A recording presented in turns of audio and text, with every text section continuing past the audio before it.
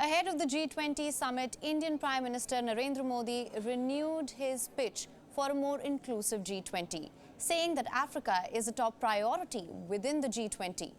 Prime Minister Modi has proposed that the African Union be given full membership.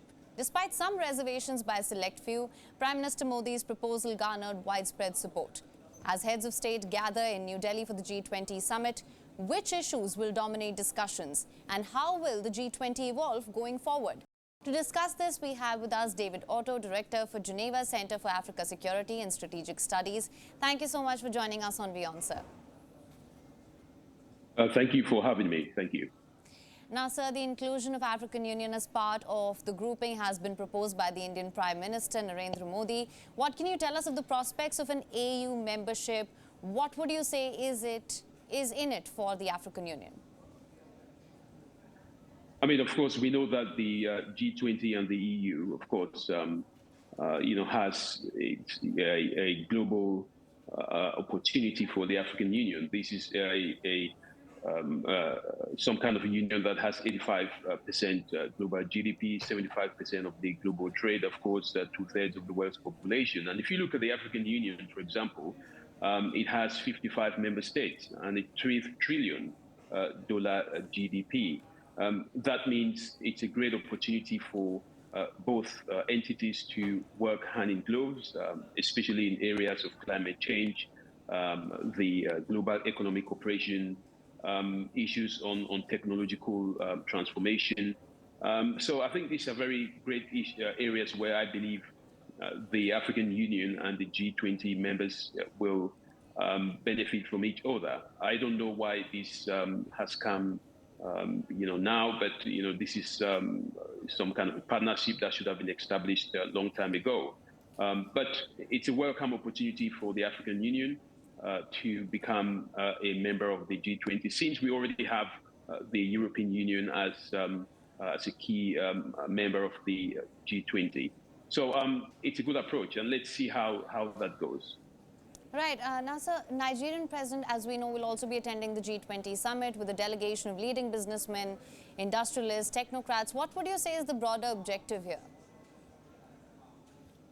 I think for a country like Nigeria, which is, of course, one of the most populated countries in the world, the biggest in Africa, with a GDP of close to 500 billion, actually 477, alongside Egypt. I think this is going to be a great opportunity for the Nigerian government to consider.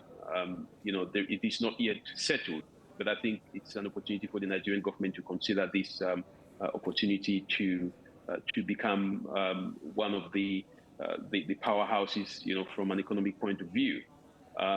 India, for example, it's the first and second import and exporter for Nigeria, and I think there is an opportunity here, not just for the G20 Summit members, but also for Nigeria to get closer to India, to improve on its trade, to attract foreign direct investment, of course, which is a great area. I think there is an opportunity for Nigeria to improve on its rapid, growth and innovation. But in order for that to happen, one needs to see where the opportunities meet, and Nigeria has to also look at its own economy, which, of course, has been suffering lately. Issues of national security have to be dealt with, but it's a wonderful opportunity for Nigeria because, of course, at the end of the day, if you're not on the table, then you're likely to be on the menu. Right. Well, sir, some countries have raised objections as well. What would you say are the reasons for their reservation?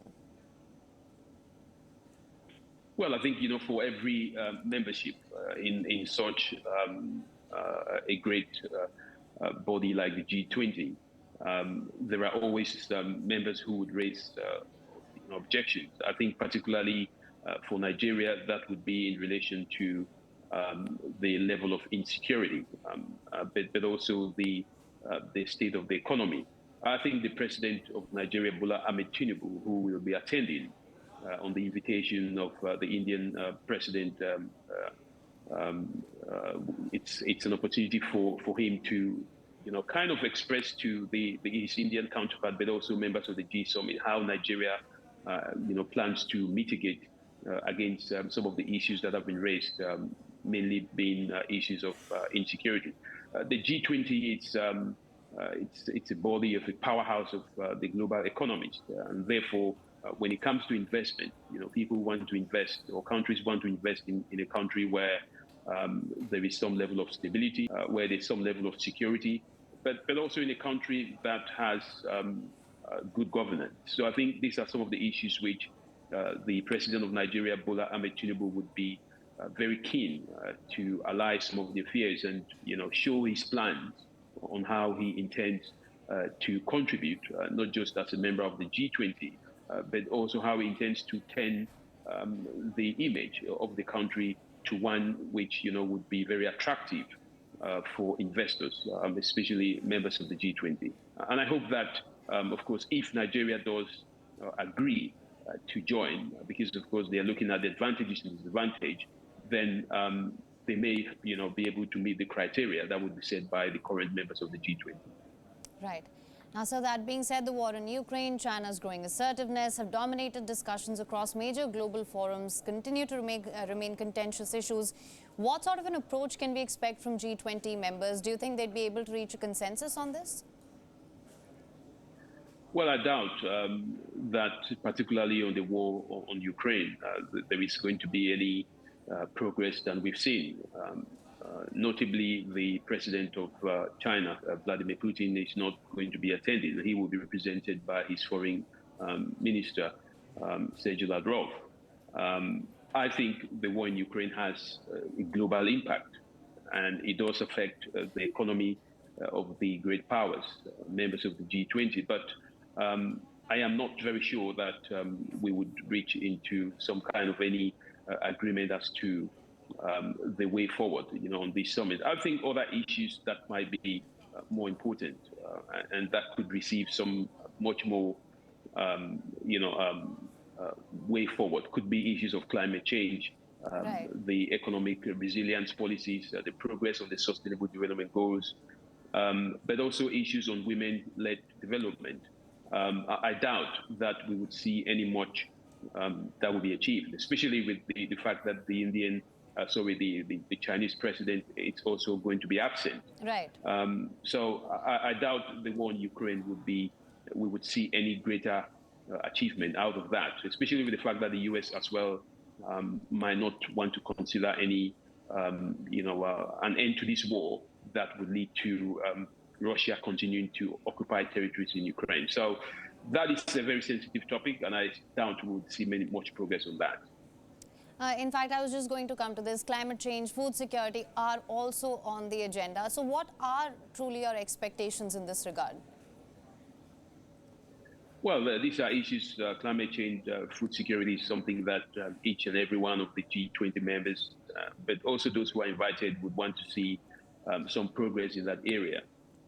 It will now depend on some of the ministerial working groups, the kind of discussions and agreements that would be made in respect to that. But mind you, with the ongoing war in Ukraine, that is impacting on the global economy.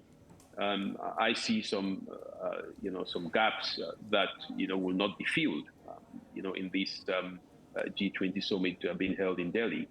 But of course, I think there will be significant discussions.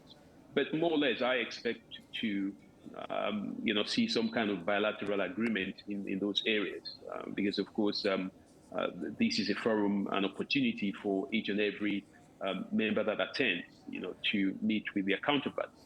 And maybe agree or some kind of re-agree on certain agreements that are related to food insecurity, but also investment in the green economy, investment in technological areas. But again, I see progress in that, bilateral agreements. But in terms of the impact that the war in Ukraine and the COVID has had, these are very long-term strategies, which, with time, might improve much better. All right, Mr. David Otto, thank you so much for joining us on WION with your insights on this. Thank you.